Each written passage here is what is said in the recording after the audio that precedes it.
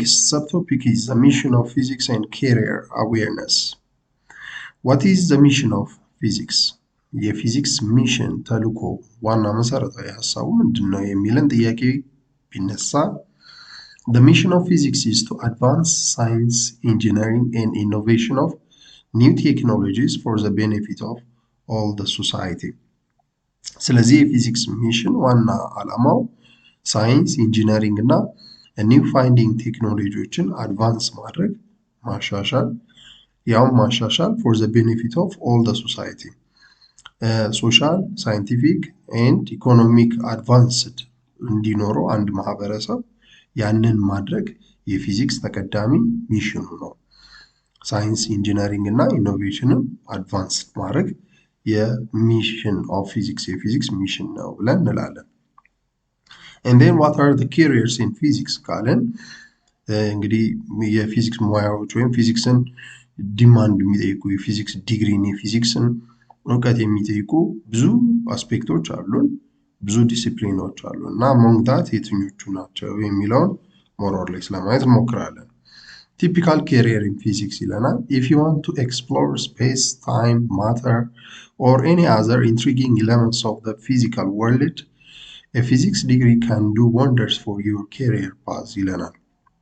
እንግዲህ ስታጠኑ ስትማሩ በህይወታችሁ ውስጥ ስለ ስፔስ፣ ስለ ታይም፣ ስለ ማተር ወይም ማንኛውም ፊዚካል ወርልድ ላይ ያሉ አስደናቂ አስገራሚ የሆኑ ኤሌመንቶችን ማጥናት የምትፈልጉ ከሆነ ያንን ደግሞ የሚሰራላችሁ የፊዚክስ ዲግሪ ነውና እሱን በህይወታችሁ ውስጥ በሙያችሁ ውስጥ ወይም ወደፊት በሚያጋጥማችሁ ህይወታችሁ ጉዞ ውስጥ ልትማሩት ይገባል።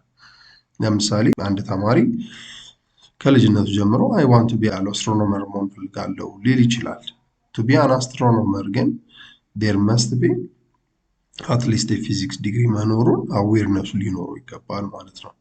ስለዚህ ፊዚክስ ዲግሪ በሌሎችም ፓዞች ላይ እንዲሁ ኢምፖርታንት የሆነ አስፔክት ነው። የምንማረው ፎር ነቲንግ አይደለም። የወደፊት ህይወታችሁን ቀላል ማድረግና በበለጠ ተረድታችሁ እንድትጓዙ ማስቻል ነው።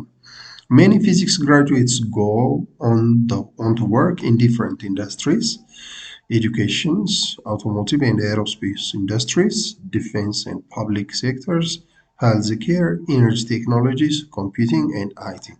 ብዙ የፊዚክስ ግራጁዌቶች በስራ ዘርፎች ላይ የተለያዩ ኢንዱስትሪዎች ላይ ትምህርት ላይ አውቶሞቲቭ እና ኤሮስፔስ ኢንዱስትሪዎች ላይ ዲፌንስ ላይ ፐብሊክ ሴክተሮች ላይ እና የመሳሰሉት ሕክምና ሁሉ ሳይቀር እነዛ ላይ ኢንቮልቭ ያደርጋሉ ይለናል። ስለዚህ we should have to appreciate and give special attention for physics education. Here are some common physics careers and among that አንዱ እንግዲህ space and astronomy ነው። physics career in astronomy and space ካለን የአስትሮኖሚ ብለን የምንጠራው it's a science where we explore universe or different astronomical objects in collecting data from different astronomical objects using satellites, telescope and spacecraft. So physics degree is the primary demand of astronomy.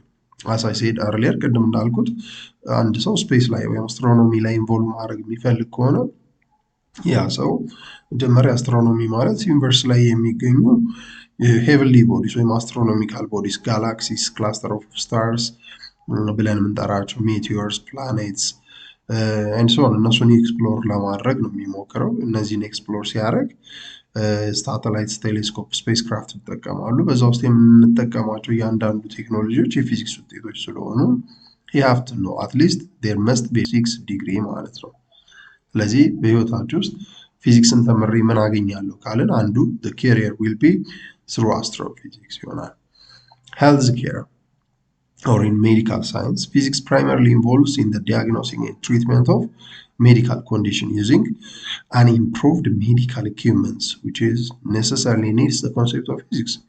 የፊዚክስ ዲግሪን የፊዚክስ እውቀትን የሚጠይቁ ምኖችን ሜዲካል ኢኩዊፕመንት ራዲዮሎጂስት ቢኮን ለምሳሌ እዛ ውስጥ ያሉት እያንዳንዱ ትሪትመንት ላይ ብትሄዱ ዲያግኖሲንግ ላይ ኤቭሪ ኢኩዊፕመንትስ ሜዲካል ኢኩዊፕመንትስ ምንላቸው ኤክስሬይ፣ ኤምአርአይ፣ ሲቲ ስካን፣ ultrasound, everything they need the concept of physics ማለት ነው። ሌላው እንግዲህ ኢንጂነሪንግ ነው። ኢንጂነሪንግ is the art or it could be the science of designing and manufacturing of buildings ሊሆን ይችላል materials different engineering ማቴሪያሎችን ነው። in this engineering sector it needs the career of physics particularly within manufacturing roles ላይ ፊዚክስ ዲግሪን ይፈልጋል የፊዚክስ ሮልን ይፈልጋል ነው። ቴክኖሎጂ physics career are involved in robotics, in nanoscience, nanotechnology and so on. Currently ኢመርጅ እያደረጉ ያሉ አዳዲስ የፊዚክስ ወይም አዳዲስ የቴክኖሎጂ ፓርቶች አሉ። ሮቦቲክስ አሉ። አሁን ዓለም ወደ ሮቦቲክስ እየተቀየረ ነው።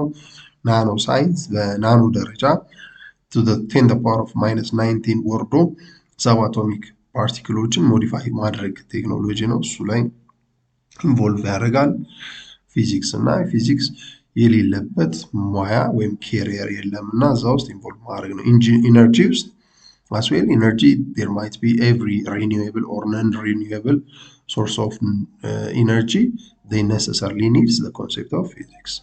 Geophysics and meteorology physics careers are primarily candidates for the environmental career like meteorology. meteorology የመሰለው ቦታ ላይ necessarily physics concept ይፈልጋል። አንዱ ለዛም ጂኦፊዚክስ ነው። ጂኦፊዚስት are more concerned on the prediction of natural disasters, meteorological forecasts ሜትሮሎጂካል ፎርካስቶችን ናቹራል ዲዛስተሮችን የመሳሰሉትን ነገሮች በሙሉ አንዱ ጂኦፊዚስት ነው። ስለ እርዝ የሚያጠኑ ፊዚስቶች አሉ።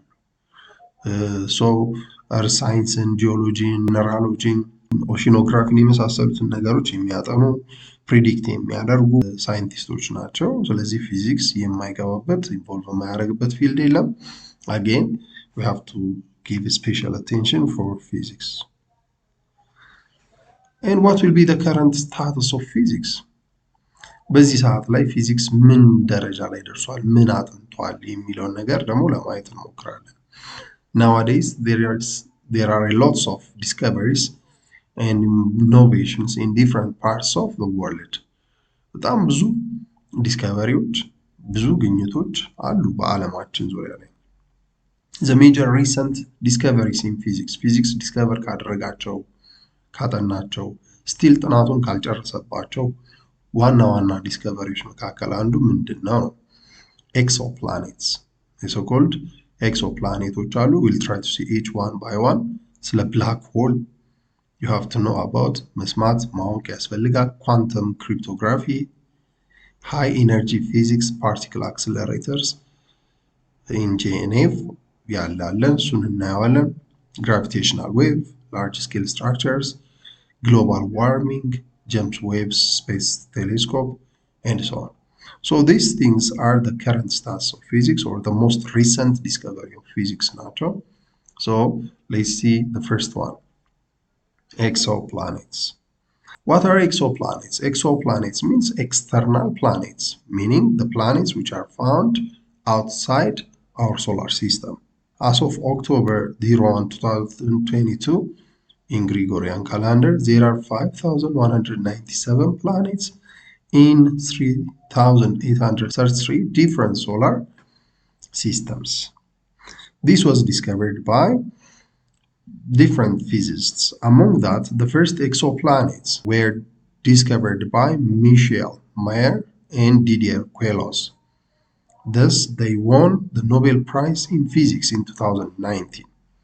The name of the first exoplanet, which was discovered by these two physicists, is known as 51 Pegasi. And the other is black hole. Black hole is a region of space-time where gravity is so strong that nothing can escape from it. Even light cannot escape. Even gamma ray cannot escape from this astronomical body. Among the astronomical body, one is black hole. So nothing can escape after it's trapped by its gravity. Can't escape. አንዲት ነገር ማለፍ አይችልም፣ ከዚህ ግራቪቲ መውጣት አይችልም። ሶ ዩኒቨርስ ላይ ያለ very high infinitely large የሆነ gravitational field ያለው አንዳች የሆነ ክልል እንደሆነ የሰው ልጅ ደርሶበታል ማለት ነው። So those three scientists basically who found the most compacted particle when black hole at the center of our solar system ያገኙ ሶስት ሳይንቲስቶች አሉ። Roger Penrose, Reinhard Genz, and Andrew Ghez have won the Nobel Prize in 2020 for the discovery of the supermassive compact object or black hole at the center of our Milky Way galaxy. So Milky Way galaxy ላይ ሴንተር ላይ ያለ black hole አለ። Actually it's known as Sagittarius A ተብሎ ይጠራል። And that black hole is found at the center of the Milky Way galaxy. የሚልክ ዌይ ጋላክሲ ሴንተር ላይ ነው የሚገኘው። ሶ ስለዚህ ጋላክሲ ዲስከቨሪ ያደረጉ ናቸው። አክቹአሊ ስለዚህ ብላክ ሆል ዲስከቨሪ ያደረጉ ሳይንቲስቶች ናቸው። and black hole is actually the days of stars ነው። ስታሮች ግን ይወለዳሉ፣ ያድጋሉ፣ ይሞታሉ። ዌል ይወለዳሉ ብለን ስንል እንግዲህ ከኔቡላ ብለን የምንጠራው በጣም ሂውጅ amount of dust particles ያሉበት የዩኒቨርስ ክልል አለን ወይም አስትሮኖሚካል ቦዲ አለን። ከዛ አስትሮኖሚካል ቦዲ ፕሮስታርስ መወለድ ይጀምራሉ ወይም they have highly compacted የሆነ ፕሬሸር አማካኝነት ስታሮች የራሳቸውን ኢነርጂ ፎርም ማድረግ ሲጀምሩ ስታር ተወለደ ብለን እንላለን። and the growth continues ያንን ውስጣቸው ያለውን ሃይድሮጅን ፊውዝ እያደረጉ ወደ ሂሊየም ወደ ሊቲየም ወደ ብሮሚን እያሉ until they reach to that of ferron iron gas እስኪደርሱ the most stable የሆነ ኤሌመንት ነውና ወደዛ ይሄዳል። ያን ጊዜ on the verge of days ላይ ናቸው። ስለዚህ በጣም ከፀሐይ በጣም ብዙ እጥፍ እስከ 100 times more than sun ያሉ ትልልቅ ስታሮች በሚሞቱበት ጊዜ መጨረሻ ላይ የሚፈጠር ነው ኢሚዲየት የሆነ ኮላፕስ ያደርጋል። ያንን የሚያክል ኢንፍሌትድ የሆነ ሂውጅ የሆነ ስታር on the verge of days ላይ ልክ አይረን ላይ ሲደርስ ወይም የመጨረሻው ዴይዝ ላይ ሲደርስ የሚያደርገው የመጨረሻው ሞት ሪዛልቱ ብላክ ሆል ነው። so infinitely large density ያለው ነው። እዛ አካባቢ ላይ የሚላክ ማንኛውም ነገር አይመለስም።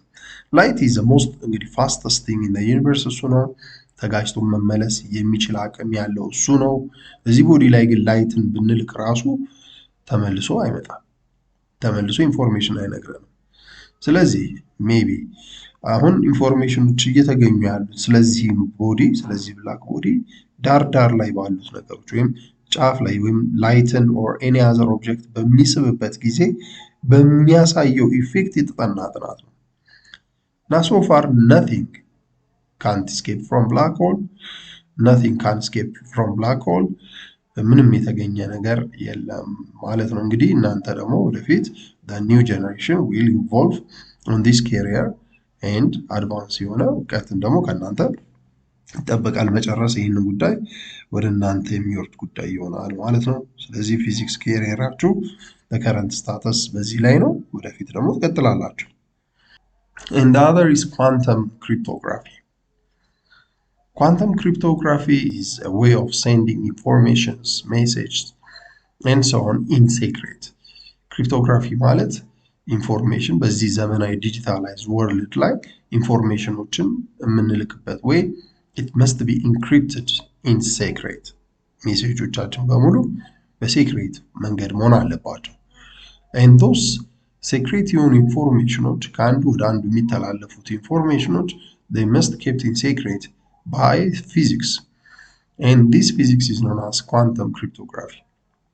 Quantum cryptography is an application of quantum physics that enhances the security of the information exchange at a higher level. በጣም ከፍ ባለ ናሽናል ሴኩሪቲ በሆነ ደረጃ ላይ ናሳ ኤሮስፔስ ላይ በሚሆንበት ደረጃ ላይ በጣም በከፍተኛ ሁኔታ ሴኩርድ መሆን አለበት። ትልልቅ ካምፓኒዎች እነ ጉግል፣ ጂሜል፣ ሜታ፣ ኤክስ those huge የሆኑ ካምፓኒዎች they use quantum cryptography ይፈልጋሉ። ስለዚህ እናንተ በዚህ ውስጥ ኢንቮልቭ ስታደርጉ you will be the one demanded የምትደረጉት የምትፈለጉት እናንተ ናችሁ ነው። ስለዚህ ኳንተም ክሪፕቶግራፊ ይሄ ነው። ወደዛ ኢንቮልቭ ማድረግ ይቻላል። ኢማጂን እንግዲህ ባንክ ውስጥ ያለ አካውንታችሁን የምትቆልፉበት ፒን ኮድስ፣ ፒን ነምበርስ፣ አካውንት ነምበሮቻችሁ ፓስወርዶቻችሁ everything they must keep secret ትልልቅ ባንክ ብንለው ኦኬ ናሽናል ሴኩሪቲ የሆነ የአንድ ሀገር ደህንነት የሚጠበቅባቸው እነዛ ሁሉ they must keep it secret ማለት ነው። ስለዚህ እዚህ ውስጥም ፊዚክስ ምን ያደርጋል ማለት ነው ኢንቮልቭ ያደርጋል የሚለውን ነገር ለመግለጽ ነው። you have to appreciate physics again and you have to keep pushing ፊዚክስ ላይ ለማጥናት ፊዚክስን ለመረዳት ምንም ዳገት የሚሆን ነገር የለም። ኦኬ ፊዚክስን ወዳችሁ መማር የሚገባችሁ ነገር ነው።